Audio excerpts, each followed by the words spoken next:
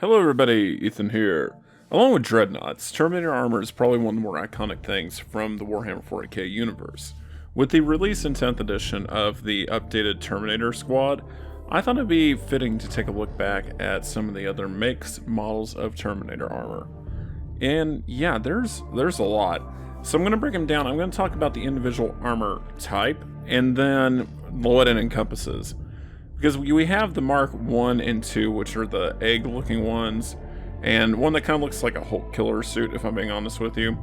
But where the Terminator armor in 40k really starts heading off is the Cataphractii mark of Terminators. These are the ones that were included in the Age of Darkness box. They are my personal favorite mark of Terminators. They just look iconic. Anybody who's seen Death of Hope will be able to recognize these things. So, and these encompass a lot. They encompass the Sekhmet Terminator Cabal. They encompass the Sekhmet Terminator Cabals for Thousand Suns, by the way. The Alpha Legions, Lernian Terminators, as well as, you know, the Justerian Terminators. There is like alternate prints of the Cataphractii armor, and they were made to make them more mobile, which is probably the only reason you see a White Scars Cataphractii Terminator Praetor. But the Cataphractii is the more iconic. A lot of the Legion Praetors have these as theirs. I don't think there is any Tartarus pattern Praetors. So most of the Terminator clad Praetors are Cataphractii. But with that, the Tartarus, which is developed towards the end of the Heresy, both sides had it. It's most often depicted with Sons of Horus colors. But the Tartarus kind of leans towards where we were going with Terminator design, which would be, you know, the more angular shoulder pads, more mobility. The problem with them, Ferrus Manus even said with his Gorgon Terminators, was the mobility was an issue and they weren't perfect enough.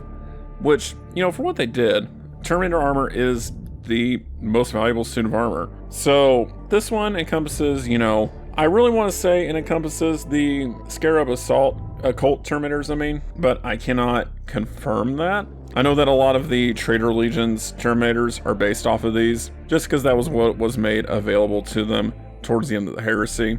So if you look at them like next to each other, they do look like the Indominus pattern as well, so it could be a mix.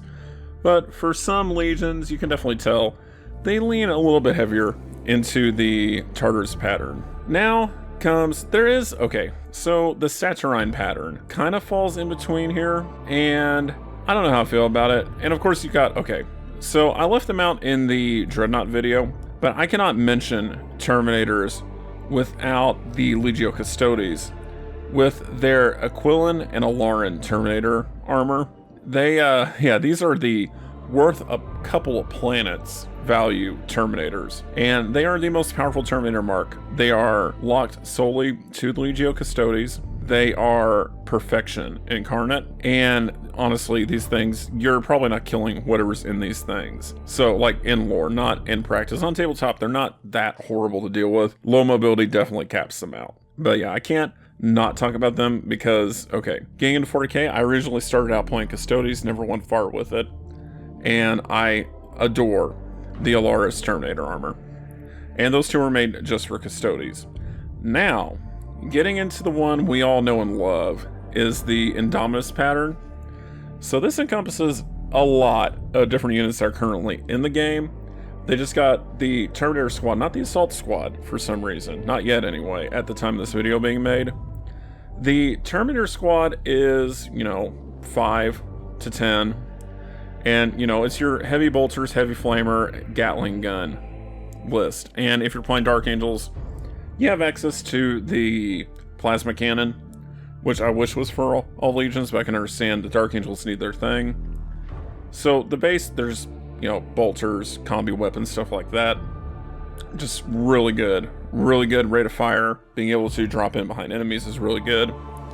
Terminator squad, Assault squad is the one that we need an update for. I want a mob of these things. I love them. But then you also have, your librarians and Terminator armor, chaplains and Terminator armor, captains, stuff like that. You also have the likes of Gnarl Stormcaller from the Space Wolves.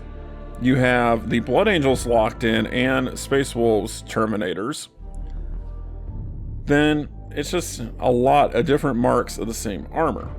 I thought there was going to be more marks of Terminator armor when I got into this, and there is, but most of them use the Indominus pattern. It is the most iconic.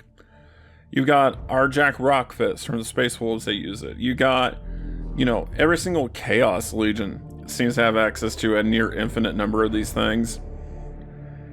The Grey Knights are the most iconic for using the Indominus pattern. And honestly, they have perfected the Indominus pattern. There's a reason it is the most iconic set of Terminator armor. And from this to, the Space Hulk game to everything else, I'm pretty sure you could show somebody a Terminator and they'd be able to recognize it. But that is just a brief overview. I'm not really touching on the Chaos units too much, but the main marks of armor that were Terminators are what laid the groundwork for a lot of stuff. The Tactical Dreadnought armor in general is the toughest armor in universe, in my opinion, besides the Custodes locked, but it's still Terminator armor. But yeah. Anyway, thank you so much for watching. I'll see you in the next one. Like and subscribe if you like what I do, and I'll see you tomorrow with a new video. Bye-bye.